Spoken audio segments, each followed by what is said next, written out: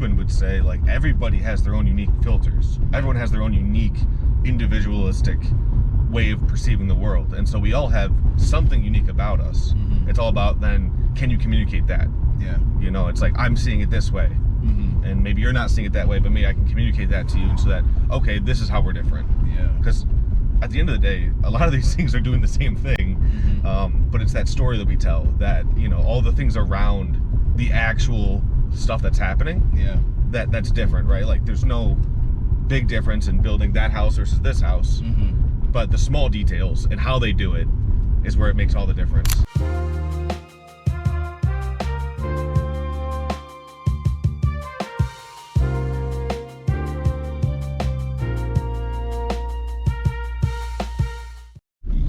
Hey, we live. We back. We are live. We are back on another Founders Drive. That's right. Where we talk about some of the most successful people in history.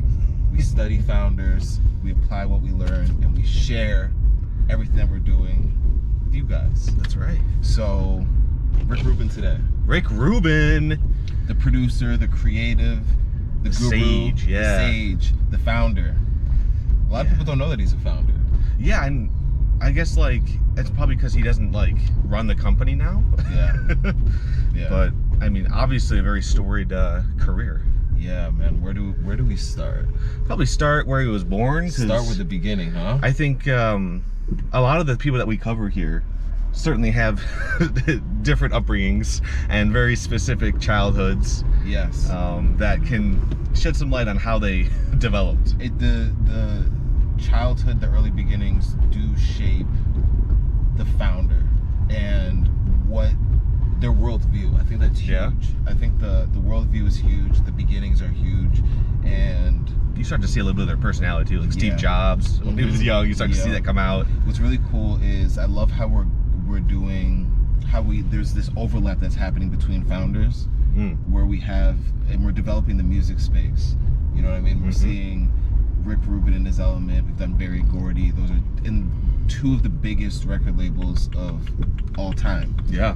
Three if you count Def Jam and American from Rick Rubin, and then Motown with Berry Gordy. Yeah. So, what we normally do in this podcast, if you're new, is we go over the timeline of the founder in question, and we learn a little bit about their upbringing, some high points in their moment. We sprinkle it in with some of our takes, and then in the super secret version of this, which we do afterwards, we go into the application. We weave in some more of our stories and we dig into the psychology, the belief systems. Sometimes one area more than others, but it's generally a deeper look at the founder and what we can take away and apply to what we're doing. Yeah. Cool. So stick around for that super secret. Yes. Link in the description. Yeah.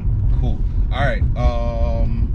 Let's get to it. So, Frederick J. Rubin was born March 10th, 1963 in Long Beach, New York, and he was born to, and just like a quick overview of his career, he's, like we said, known as this sage producer, a very intuitive thinker.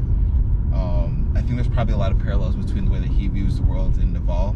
I think we talked about before, so that might be something that we dig into. That was a long time ago. Yeah. He founded Def Jam Recordings in 1984 with Russell Simmons, Def American Records in 1988, and now he's running a media and podcast company called Tetragrammaton, and you can find his podcast on the socials. Probably his biggest point was with Def Jam when it became the most influential hip-hop label in history. But he followed that up with a lot of big wins, working with people like Johnny Cash. He has 9 Grammy Awards. He's won the Producer of the Year twice for non-classical. He's been named as one of Time 100's most influential people. He's written a legacy book called The Creative Act, A Way of Being. Came out a couple years ago in 2023. It felt like it was timeless the minute that he created it. But he's also spent time in the corporate rankings of some of these bigger artists, or some of these bigger labels. He was was a co-chairman of Columbia Records from 2007 to 2012. Continues to run American Records and Shangri-La Studios in Malibu. And he has an estimated net worth of $250 to $300 million. Would have been a lot bigger had he not traded in his Def Jam. Yeah, his Def Jam equity for the ability to basically part and go his separate ways. And he's famous for not being an engineer, not reading music, not playing an instrument, and being confident in his taste. In the vibes. Yes. He's the ultimate vibe producer. Yeah, so I think we're going to be able to peel this back a lot, especially in the Super Secret. Oh, yeah. Because I have a lot to say. I have a lot to say on just his approach. But holding this together is Rick Rubin. He was born in, like we said, Long Beach, to his mother, Linda Rubin, and his father, Mickey Rubin. And he was an only child. He was taken care of by his mother. His mother gave him every musical item of his interest early on, and really nurtured his musical identity early on. But he wasn't in a strict household. He played in his bedroom a lot with a tape recorder and a guitar. Was small for his age, frequently bullied, took karate, eventually became a 3rd-degree black belt. I think that also adds a little bit more to his way of life. He practiced magic tricks, was president of his junior high magic club, obsessive collector, baseball cards, comics, records, and he discovered music young. Yeah. So I think of a kid spending a lot of time in his imagination, learning magic, understanding the power of a reveal and the prestige and wowing an audience, but then also understanding music as a vehicle for one of his main passions, which is magic. Yeah. Early passions, I should say. And then also playing an instrument. I mean, he talks about how he doesn't play any instrument. He played some instruments at a young age. It might not be to the level of a Tom Petty, but... Right. I think he learned guitar at like 10. Yeah. Or something like that. And it was like a very strong influence very early on. I never learned how to play an instrument. And something that I don't know if I would like to learn. You don't know if you'd like to learn? Yeah, I don't have that appeal of like, oh, I want to go bang on some drums or something. Yeah. Like, I like listening to music, but it's certainly not something that I have gravitated towards of like, oh, I want to be able to create that. Interesting. Do you have any more decals around his early formative years? I think like the music stuff is obviously like a tell into even his high school years, where things start to actually, go. But yeah, I think it's just like calling out the fact that it was like a middle of the road family. He wasn't born in with like a silver spoon, or not necessarily, I guess. I mean, living in where he grew up, it's still pretty well off. But yeah, just like giving that background, the music influence very early on is huge. I think there's a lot of people that get that itch early on, and if they're supported by their parents, I mean, you can get an entire career out of that, like Rick Rubin did. Yeah, that's that makes a lot of sense right there. And so, just a couple other things from his childhood, because his early years. The first album that he fell in love with was the Beatles, and that's very indicative of that time, the 60s, 70s. Got into AC/DC and Led Zeppelin in middle school and high school. Two parallel obsessions formed: punk rock, heavy metal, and hip hop, early hip hop. Oh yeah. Yeah. So punk rock, the Ramones, Sex Pistols, Bad Brains, Minor Threat, and then on the hip hop side, Mr. Magic's Rap Attack on WHBI WBLS radio.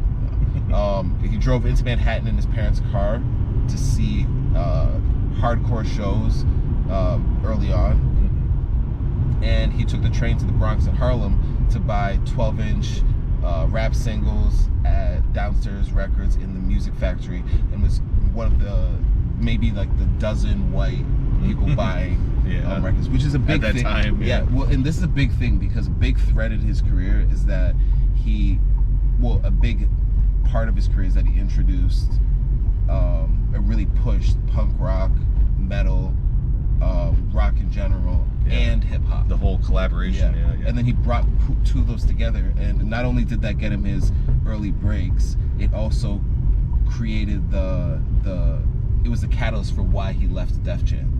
is because he kept trying to do stuff like put apples and oranges together when everyone's like, those don't mix. Yeah, don't do that. And he's like, no, it does actually. It's both fruit, and people like fruit. Yeah. But I'm trying to give you fruit salad. It's like, come on, guys. It's like this fruit salad, man. Yeah, it's I don't know. I'm curious to get into like some of those things. Yeah. Because like I've seen the videos, I've heard the music. Yeah. I'm not a huge fan of it.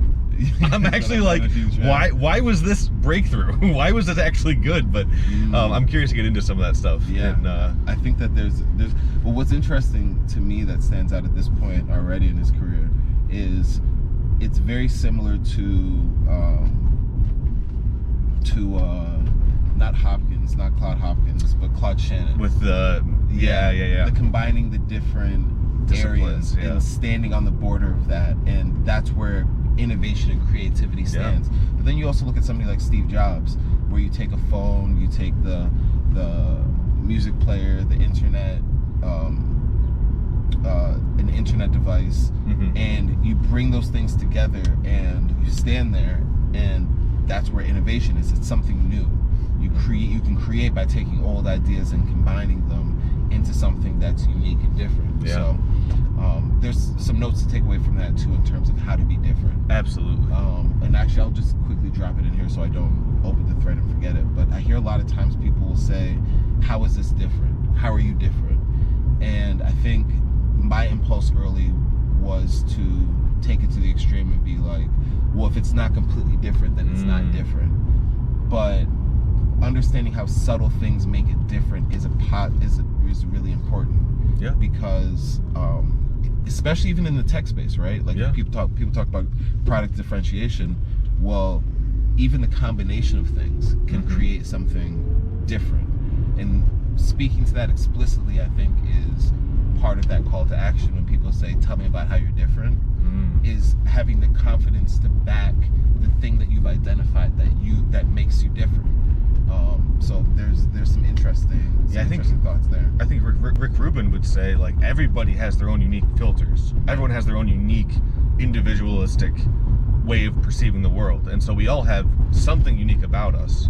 It's all about then, can you communicate that? Yeah. You know, it's like, I'm seeing it this way, and maybe you're not seeing it that way, but maybe I can communicate that to you so that, okay, this is how we're different. Yeah. Because at the end of the day, a lot of these things are doing the same thing, but it's that story that we tell, that, you know, all the things around the actual stuff that's happening, that's different, right? Like, there's no big difference in building that house versus this house, but the small details and how they do it is where it makes all the difference. I think it also speaks to the ethos of productize yourself, and the reason why I say that is I'm thinking about Naval, where he talks about you're the unique thing, you know, like productize yourself. We're moving into a space where that's key. And I think what Rick Rubin does is he really focuses on the art or the expression of a person and tries to remove everything from that's getting in the way of that, so you can get to the essence of what the person is. But at the same token, both philosophies have that underlying idea that you're unique, you're creative, don't underestimate yourself, you come from a lineage of people that have survived for a very, very, very long time. Don't forget that. So your blend of interests, your blend of your skill sets, your experiences are very. But also the less powerful. Is more. Like you were just saying, like taking stuff away to then get you a final product that's actually good. Which is kind of cool too, because we're engineers. So we're very efficient in that regard. It's how do you get down to, when we're abstracting, we're basically getting to the meta, or the inverse is the essential thing that you can introduce into a system that makes everything else work.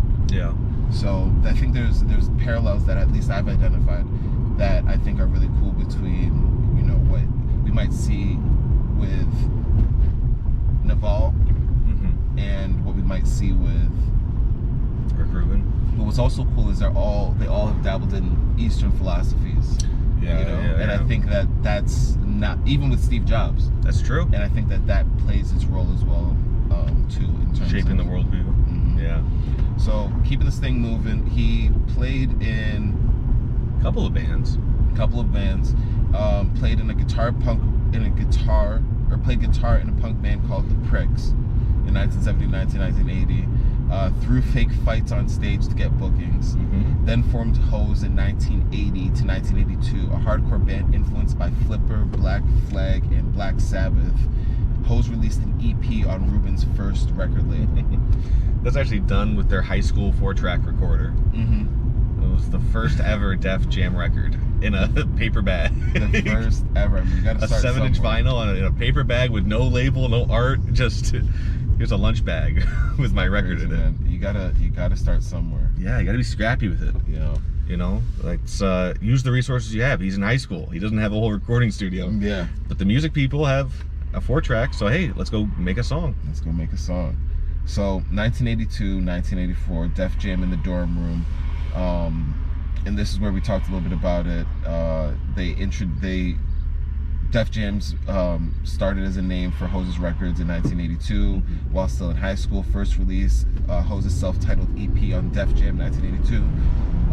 Recorded for around $400, pressed 1,000 copies, sold them out of his car and at shows, used the address of his parents' Long Island house on the back cover. And that's interesting because eventually that led to another famous artist, which we'll get to in a second, reaching out and contacting him. Right.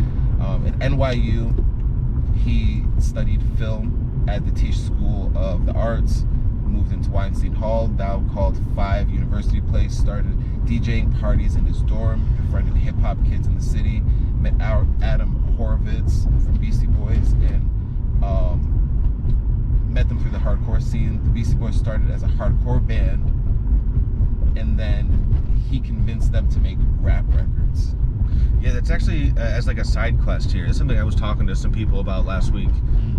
The fact that, and this is again like a little side quest, but like the amount of resources that you have access to if you do choose to go get a degree is entirely up to you in terms of like, if you're there for the learning and the degree, like any book can teach you, like that's one thing. But if you're in there making relationships and you are building a network, you would then go on to have a cohort of people that you can then rely on that are in the same industry as you. Yeah. And, you know, I've done that over the years. You know, people that I've gone to school with have gotten jobs, different tech companies, and we've traded notes and, you know, done that kind of thing. I even got a couple of jobs at Rocket, you know, like helping people out. And so that's one of the benefits of being in a college atmosphere, is being able to network with a cohort of people that you kind of come up together. Yeah, you see that in comedy too. Yeah, and that's something that's so underrated. Really, is how close in proximity you are when you are at school, and that's not really played up as the main benefit of being in college. I think it is the main benefit. I think most people that go to Ivy Leagues understand that, and that's why it's an Ivy League school. Yeah, it's like we're gonna throw our mixers, we're gonna throw our meet and greets. It's gonna be a major part of what you do in college life. And I think Rick Rubin, because of his interest in music, was able to explore and find these people that were undiscovered talents at the time. Beastie Boys, like you were saying, and some of these people that will go on to be amazing artists under his record label. Yeah, like historical, really. But yeah, it's knowing where you are and who's around you. And I think another thing too that people underestimate is going for the people that are on the come up and using that as your network. Especially today, a lot of people chase clout. So they go for the people that are already on. Yes, and the thing that you don't realize is that person already has their own cohort that they're always going to view in higher regard. Yes. Because they came up with those people. I went to college with a best-selling author. Yeah. For with Beyond Cracking the Coding interview. Yeah. Great friends with him, but he would never have given me the time. I mean, he's a Google engineer. He's done over 1,000 highly technical FANG interviews. I think he is the top of the top in the world at what he does in terms of software engineering. He would never give me the time of day if I didn't come up with him. And it's not even because it's like the person doesn't like you. It's like I have my people that I know. Exactly. And you can only keep track of so many people. So it's harder to form those relationships unless, you know, life brings you together in one way or the other. But the point being is that you can be proactive in who you come up with, and the bonds that you share through the growth are extremely like tight. Yeah, exactly. It's like going to war, and that's the same thing in business. It's like going to war. You know, we can even talk about in Detroit right now. We just had this, you know, our pitch platform, and there's a lot of different founders that we have communicated with and that we'll continue to communicate with, and I'm seeing the bonds being formed when we show up one time or another time, and then people start to learn about what we do, we learn about what they do, and we can share their ideas, they can spread our ideas. It's important, and when we look back on it, I am positive we'll be like, man, you remember the days? Oh man, it's crazy how many things have changed. And I know that because I go downtown to Detroit right now, and there's this hidden conversation that everybody that's been living here for a while understands, that, oh, Detroit isn't what it was 10 years ago. Right. When we were going down, town, or when we were living in the city, or when we were living in the neighborhoods, it was vastly different than it is today, and you had to have been here to understand it. You can't just be somebody who, moves into the city or moves into the area and just understands it because you weren't here. Doesn't mean it's bad or wrong or anything of that nature. It's just, this is the cohort that we've been commissioned with. Yeah, same thing in business. Find people that are on the come up. Build a book of business with you, and then those relationships will be forged in fire, and they'll last a long time. And here's a key secret: they're just easier to reach out and connect with because they're by definition not on right now. So there's a lot to take away for ourselves, but also for anybody who's listening here too. So around that time too, he met with Jazzy J. And the big reason why I bring this up is because this is where he stripped down the production, just the beat, scratches, and vocals, no melody, no band. And that's just, again, it's a core part of his ethos. It's a core part of how he approaches music and what he likes. He's shaped a lot of music all the way down to it being 2-3 minute songs. Like, that's a big part of the way that his influence on music. Like, I just like that music more, and people were like, maybe music should be like that. But before that, it wasn't uncommon for music to be more long, more winding, and just less of a standardized hit. I guess they had hits, but it wasn't the same. It almost feels like a radio hit is like a 2-minute song versus like a jazz hit is like a 7-minute song. Where it's like, I'm going to be in the club for 3 hours. So if I go on this winding rant of a jazz solo for 4 or 5 minutes, no one's really going to tell because it's on the song. But like a radio hit feels like I mean, maybe it's in that era too of like, we can start putting out these songs that are quick hits that are catchy. So we go down and we see that. So around this time, he meets Russell Simmons. He meets Russell Simmons, who's already an established hip hop manager at the time, who's managing his younger brother from Run-D.M.C. He heard "It's Yours" and assumed that the producer was black, but he was stunned when he met Rick Rubin, and he was a student at NYU, and they clicked immediately. They had different skill sets that complemented each other, and Rubin took more on the creative side. Russell Simmons was more on the business side, setting up the deals. That's good. Little piece of advice too is like, find the people that are 5 years your senior. Hook up with them. Right. Like, find a way to advance yourself by getting into these, swimming pools that are with people that are in much, more mature spots than you are. And learn as much as you can, and take in as much as you can, because you never know how that's gonna play out. A lot of people do that for free, right? They'll try and say, I'll be an intern for Warren Buffett for free for 2 years, just because I know that the information I'm going to get is way better than the pay. And I think another thing too is when you see the person up close. This is something that doesn't come up with internships. Everybody's all about the money, but you see how people operate, and you get an up close version of how someone operates, and you can more easily see yourself doing what that person did. I think sometimes it's less of a getting a secret, and it's more seeing behind the curtain. Being comfortable in that scenario, Being comfortable, but then also seeing behind the curtain. When you see the Wizard of Oz behind the curtain, you're like, oh, it's not as crazy scary as I imagined it to be. So around this time, he receives a demo track from a James Todd Smith, also known as LL Cool J, and it was sent to the address on the back of It's Yours, which was his parents' his parents' address. Rubin played the tape, called him back, brought him into the studio, recorded I Need a Beat in 1984. This was LL Cool J's first single, released as Def Jam Recordings DJ 001 in late 1984. Sold over 100,000 copies on Def Jam Directly, the first official release Def Jam Recordings. Yeah, I mean, it's a very different type of music. Yeah. I listened to that record. It's a very different type of music than what I'm used to, which I think makes sense, right? I think music tastes change every 7 to 10 years. Yeah. In terms of like the generational gaps that start happening. But I was like, wow, this is like what I would envision old school hip hop to be like. Very like rapping on the beat of like. Yeah, exactly. It's a very like today we would see it as like a caricature of that exact same style of music. Yeah. But it's the original. It's so interesting. I was talking to somebody about he had a graphics. It's one of my mentors. He had a graphics company, and he was telling me about how they did these CAD designs with 4 megabytes of RAM. I've done CAD designs before. I hate them. And he was like, you literally press enter, then go to lunch because you have 4 megs of.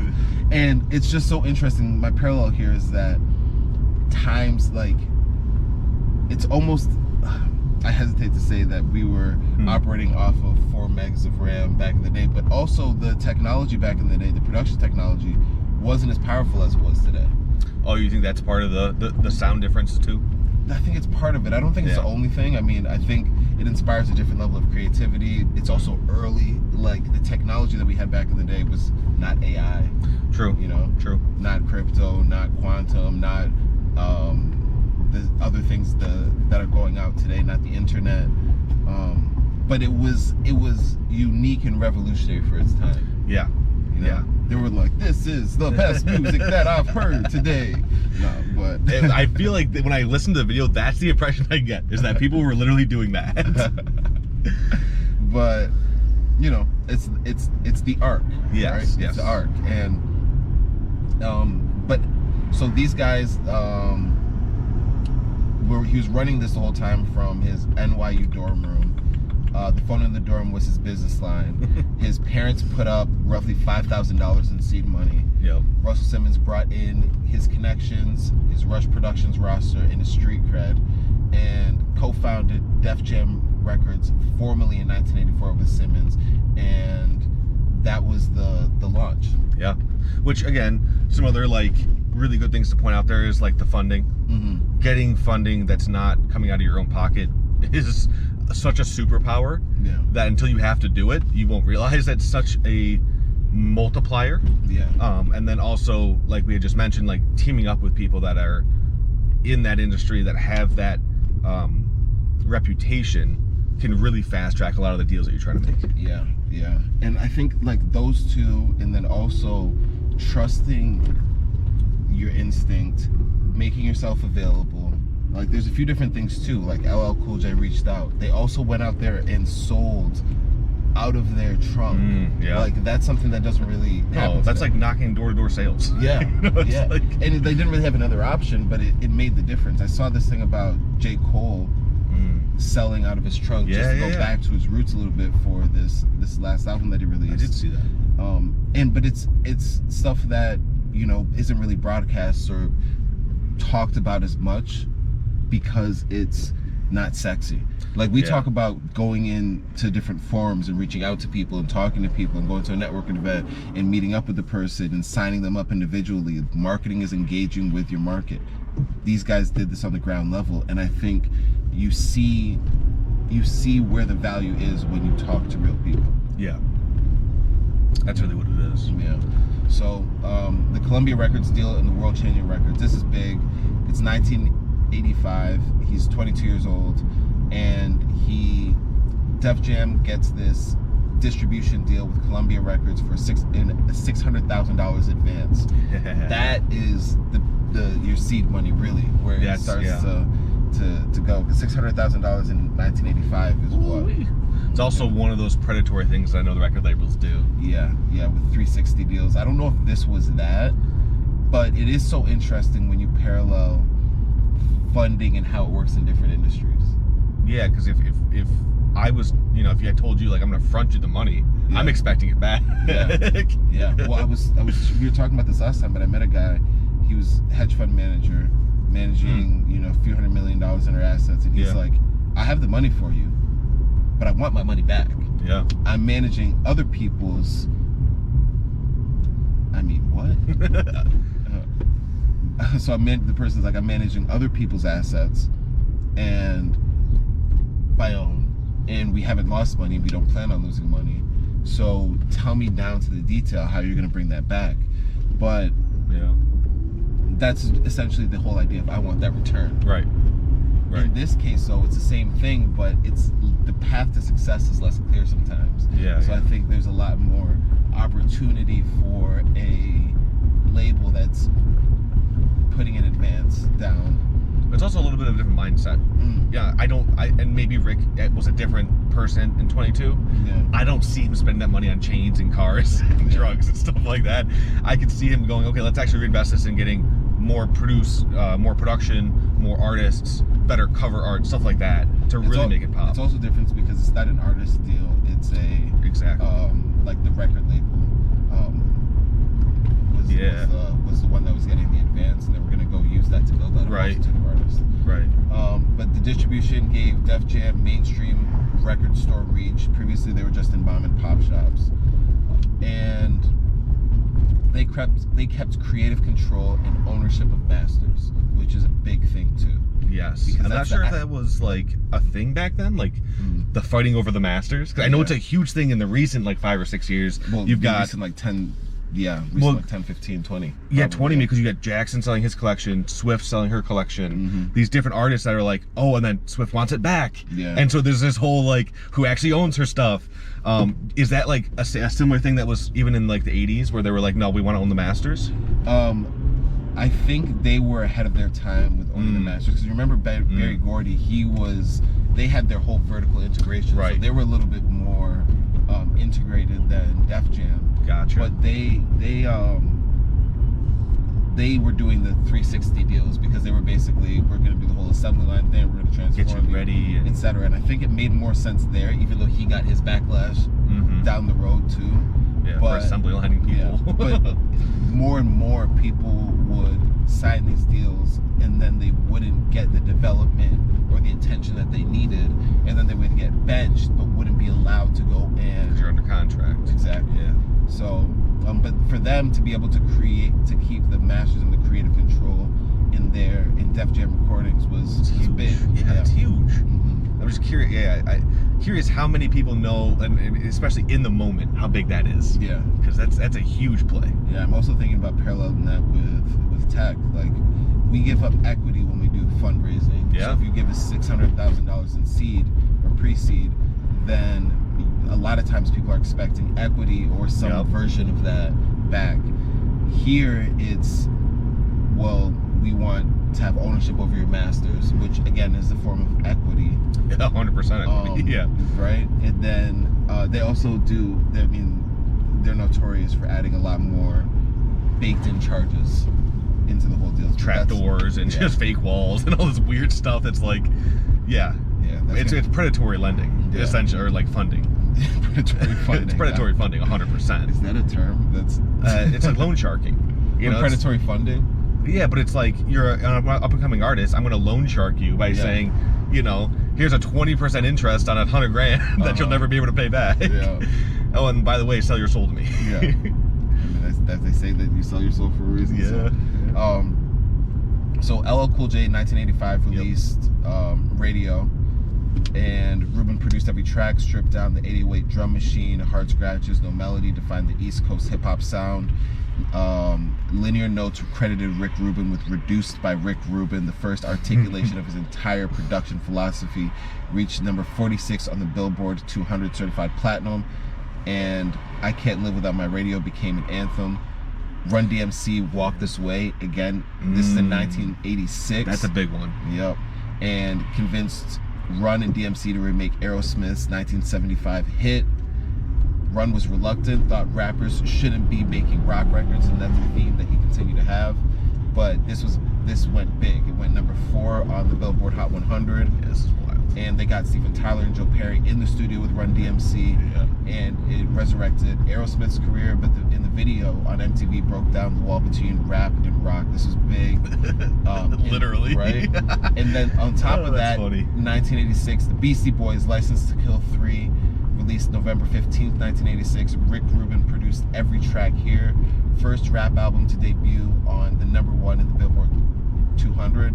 Sold over 9 million records. This was You Gotta Fight for Your Right. The Beastie Boys later renounced parts of the album as immature, but they recognized where it fit in the whole scheme of things. Slayer in Rain and Blood, 1986. I mean, man's on fire here. Rubin had been a thrash metal fan since high school, signed Slayer to Def Jam over objections from Russell Simmons. And he produced Rain and Blood, 10 songs, 29 minutes, stripped the metal production down, no reverb, no orchestral flourishes, no power ballads. Rain and Blood is widely considered the greatest thrash metal album ever made. Columbia refused to distribute it, so they went to Geffen, and they picked up distribution, established Rick Rubin as a producer who could move across genres. But then it's Public Enemy. Rubin signed Public Enemy after hearing Chuck D on a college radio show. Co-produced Yo Bum Rush the Show. Militant, dense, sample heavy, established the politically conscious wing of hip hop. And that, I mean, we'll pause there because he went on in a nice little run. There was also the Cult's Electric. There was the Bangles' Hazy Shade of Winter, and Less Than Zero soundtrack. And a lot of these was the same idea, stripped down to the essence and what he thought was essential.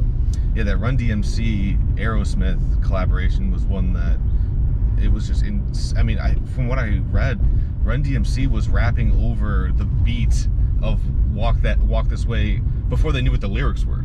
And so they were just like spitting bars, and they didn't realize, or I guess they didn't have the full sound. And so Rick Rubin was like, no, like, we'll just put you guys together. And I don't think if you watch the video, it's like pretty obvious they're not friends. Like, it's pretty obvious, and they're not even trying to hide that fact. Like, they're mean mugging each other in their own music video. It's kind of weird, and maybe that's like the vibe they were going for. It's funny you said break the wall down. That's literally what the music video is. Yeah. It's literally Aerosmith playing on one side of a wall, Run-D.M.C. playing on the other side of the wall, and they break the wall down. Break the wall down, baby. I mean, it's art. It is art. I just did not like it. I did not think it was a good collaboration at all.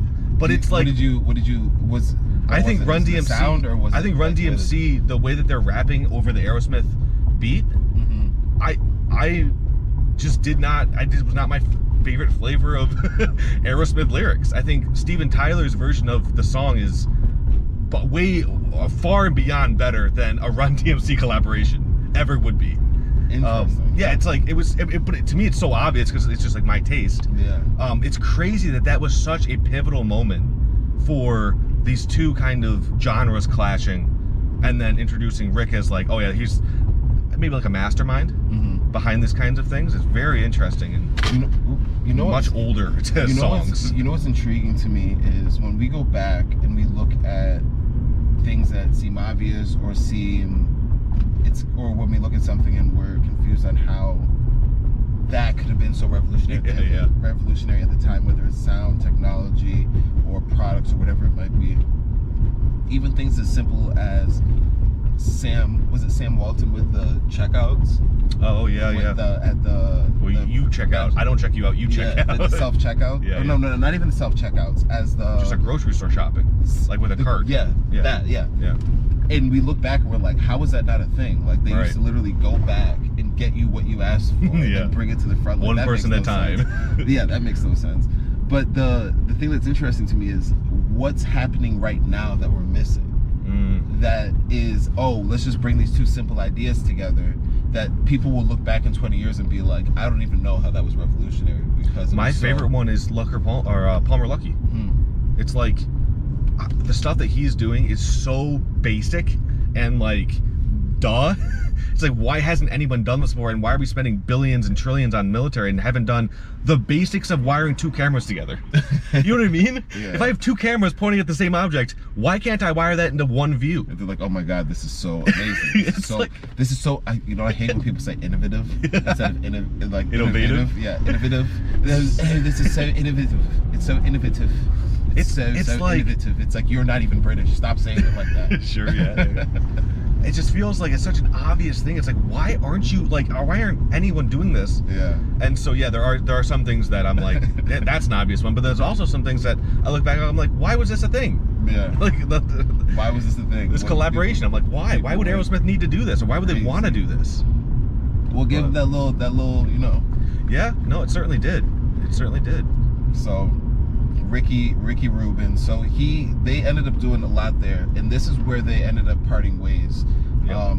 The partnership had been deteriorating for a couple of years. Simmons wanted Def Jam to focus on hip hop and R&B. Rubin wanted to sign rock and metal acts. Simmons handled day-to-day business and finances. Rubin handled creative. Rubin felt Simmons was making business decisions without him. Simmons felt Rubin was distracted by rock projects. 1987, Less Than Zero soundtrack and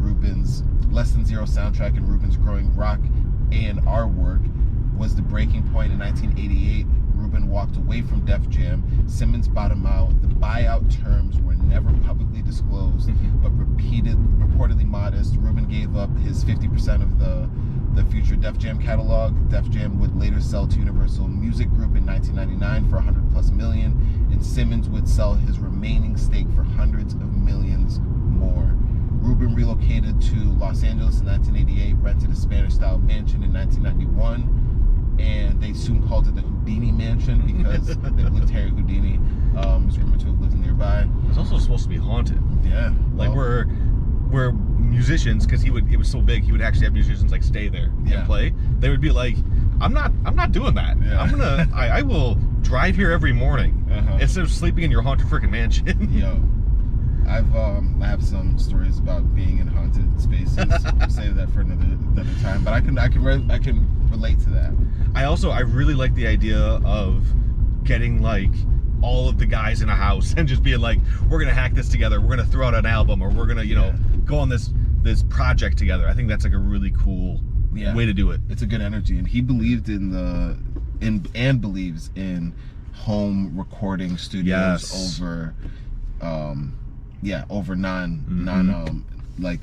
because it has a different feel. Yeah. Like if I go into even looking at the tech side of things, if I go into a house and there's a whole bunch of laptops and machines set up and people are hacking away like a hackathon, it feels different than going to an office. Yeah, which is a little counterintuitive, because the places where you're supposed to be able to manufacture any sound at all is less authentic than just doing it in my living room. Yeah. It's like a weird, I don't know. It's not the same intuition that I would have. It's like, just do it. Same thing, and we'll get to this. Yeah. With a Johnny Cash, it's like, just take everything out. Just give him the guitar. Yeah. Just like let him play. Just press the button and record. Yeah. Don't make it too complex. Yeah. So this is his second act, Def American. Yeah. He started it and originally called it Def American, and then he later dropped it and just called it American. Yeah, what was that whole Def? It was just Def Jam, like that's just Def Leppard. Yeah, it was like that whole '80s terminology, and eventually he was like, yeah, this is we need to kill Def. All right, and he hosted a funeral. And they recorded and all that stuff. It was kind of a promotion for American too, but he hosted a funeral for the word deaf, because it was like, yo, this is overplayed right now. Like it's too trendy. We don't want to do that. But what was really cool is when he started Def American, he was allowed to sign the various acts. So, and he didn't even just stick with music. He signed the Ghetto Boys in 1988. Gangster rap from Houston. He signed Andrew Dice Clay, and they produced the comedy album Dice. I mean, that right there is huge. Right. I love Andrew Dice Clay. Oh yeah, no, I mean, you kind of put me on to Andrew Dice Clay because I didn't really listen to him. Oh, he's freaking hilarious. That's like that old school comedy, but when you watch those old like records and videos. Oh my gosh. But yeah, I didn't even know that that Rick Rubin was a mastermind behind that. Yeah. Sir Mix-a-Lot, Baby Got Back, and then Shake Your Money Maker as well. And you know, without going into details, Weezer was in there. Yeah, I think for that play. Red Hot Chili Peppers. Yeah. Blood Sugar Sex Magic in 1991, and they were more of a cult band. And then he actually moved them into one of the houses, the Houdini Mansion, for 6 weeks. Yeah. And then they came out with one of those Sugar Sex Magics. Yeah, one of those guys was like, I'm not sleeping in your haunted mansion. And he drove every day from his house to the mansion to you know, because the other guys were sleeping there. That's so crazy, but it's so, you know, it's part of like lore now. Yeah. Right? And Under the Bridge was a big record that came out of there, reached number 2 on the Billboard Hot 100, transformed the Chili Peppers from cult act to stadium band. And it established this whole house as a studio technique. Worked with Mick Jagger, which was big because he was a legendary artist, and he convinced him to reinvent his sound. And then that was a big part. And then shifting there, that, you know, that era where he kind of took off on Deaf American in 1988 to 1993. Right after that was the Johnny Cash years, where he connected with Johnny Cash. Yep. And again, it was a big thing because Johnny Cash was 60. Old, outdated, and just not listened to anymore. Yeah, and then he realized, oh, his voice actually has more weight to it now that he's 60 versus when he was younger. Especially if it's acoustic and it's, you know, more heartfelt. Yeah. So it's a very cool part of his career. And then he covered 9 Inch Nails, Her, but then some other big people that he worked with around that time: Tom Petty with Wildflowers, Slayer, Divine, Intervention, Diabolus in Musica, God Hates Us All, AC/DC, Ballbreaker, Mick Jagger, Goddess in the Doorway, Audio Slave, System of a Down. Yeah, this is in the 90s then. 90s and then early 2000s. Yeah. The Cults, Donovan, Sultras, and then the acquisition by Warner and Sony American Recordings had distribution deals shift over the decade. Originally with Warner Brothers, then Columbia Records, then Lost Highway, and then we move into the Columbia Records era, 2007 to 2012. Columbia Records co-chairman. In May 2007, Sony BMG appointed Rubin co-chairman of Columbia Records alongside Steve Barnett. Columbia was struggling, declining sales, lost talent, post-Napster confusion. Rubin was tasked with rethinking how a major label should operate. The hire was unprecedented, a producer running a major record label. I believe it was this, correct me if I'm wrong here, was this the era where he was just, you know, working barefoot out of his mansion? And I think there was a bit of that, but this wasn't quite there. Okay.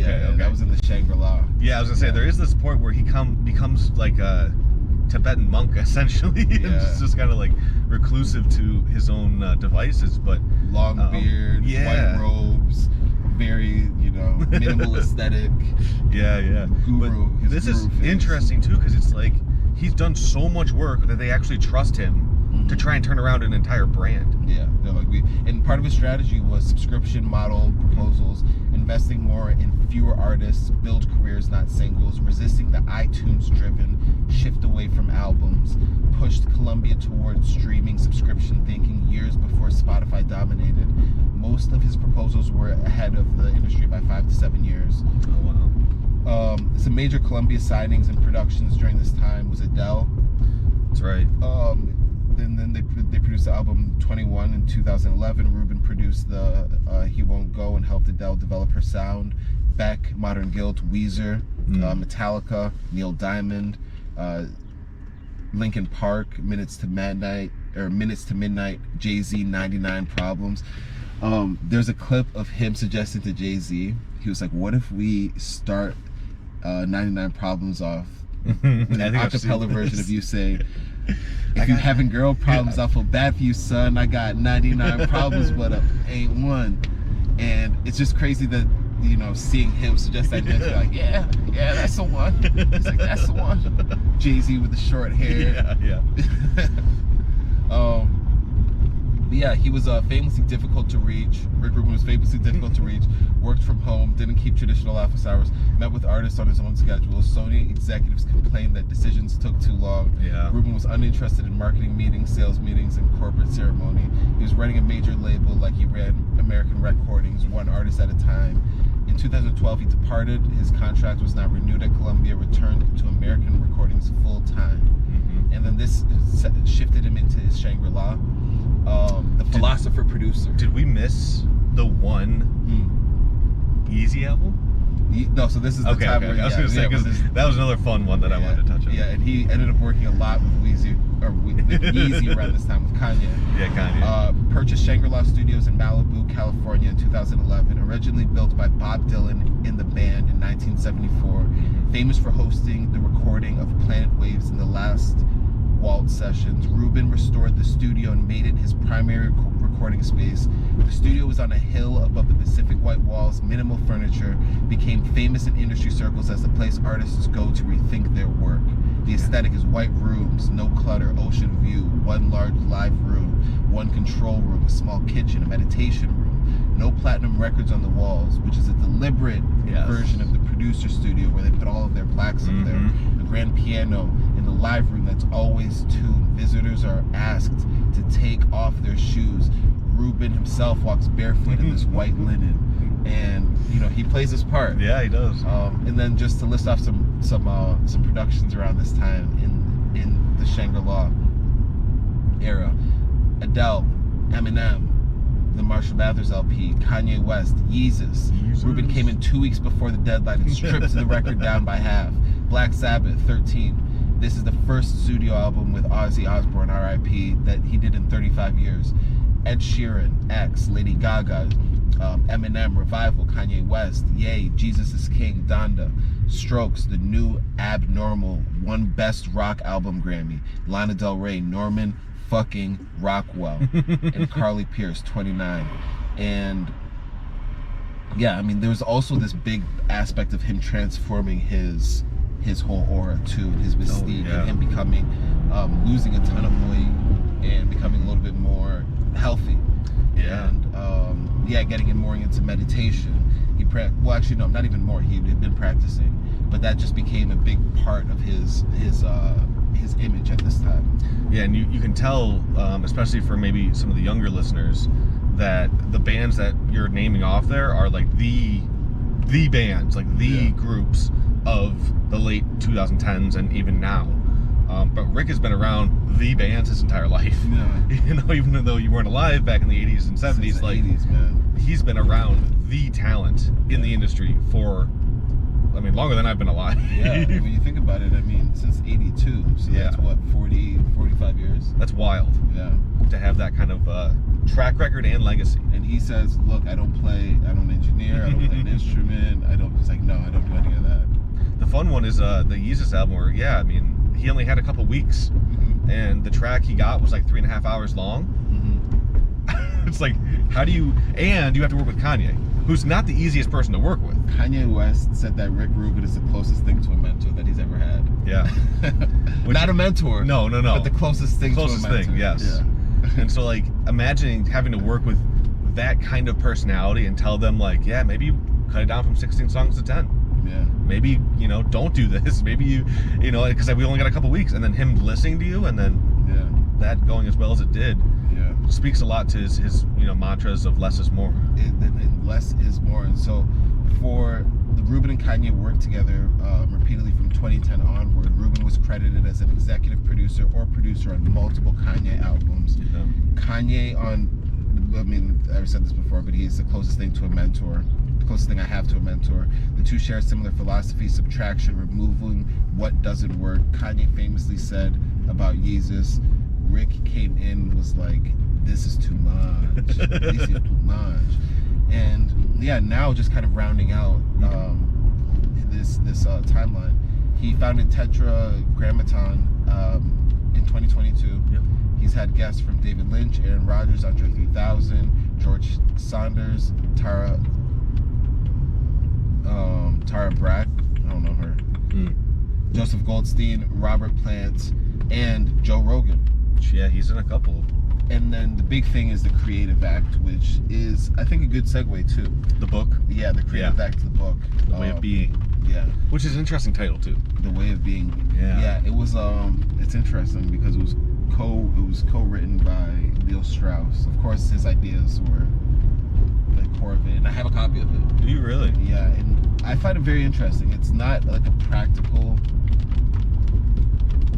creativity book, or it's not the most practical creativity book that I've read, but it has some very, very important ideas and perspectives and viewpoints that I think are necessary for to have in your back pocket as a creator. It's funny, just looking at some of the stuff online about it, people are saying that it reads a lot of the way that Rick Rubin operates, where it's not a very methodical book. Mm-hmm. It's where you would find a lot of value just by like opening up to a random page, browsing it, and then like picking one section to read. Yeah. Where it's just like, oh, I'm gonna get that nugget of knowledge. Yeah. It's like, I also have the audiobook. Okay. So I have the audiobook and I have the physical book. The audiobook reads like a old Alan Watts recording. Interesting. Okay. Or an old Zen recording where it has the gong at the start of every chapter, at the end of every chapter, like gong. Yeah. And then it'll be like, awareness. Awareness is the foundation of every creative's journey into the abyss of self-discovery. Yeah. Awareness is the... It feels like a lot of woo-woo. Yeah. A lot of woo-woo. It does, but it's weird because it also feels necessary. It's to me, it's not about the doing, it's about the being. So if you take that first as your foundation, like, okay, as a creative, this is just how I think, and I'm comfortable with this sort of looseness and abstractness in this woo-woo space. And then if you then take on something a little bit more methodical from that perspective first, I think it makes more sense, because that's, again, it's your essence, it's your being, and then the methodical stuff and the tactics are how you express that being of what you are. Yeah, for me, it's a direct it's not, I would say direct contradiction, but there is some contradictions in terms of like the traditional mindset that I'm in, where it's engineering, logic, stuff like that. Rick Rubin is like, you're not a source of creativity, you're a conduit for creativity. Creativity is going to flow through you. Yeah. Right? You're not, but for me, I am the source of the logic. At least I want to think so. You know, when I'm coding something, when I'm deciding something, I want to feel, I'm the source of the logic. I feel like I'm channeling. You feel like you're channeling the logic? Yeah. So you feel like there's something else that's logical out there that's saying, this is how I want it to be. It's like an idea that's come, and it's like trying to capture the idea in the purest form. To me, it's not like an idea. It's like, I want, like, this decision is happening here, and that's the thing. Like, that I am putting into existence, and that, like, because I want it there. Versus the creativity piece feels like it'll come to me.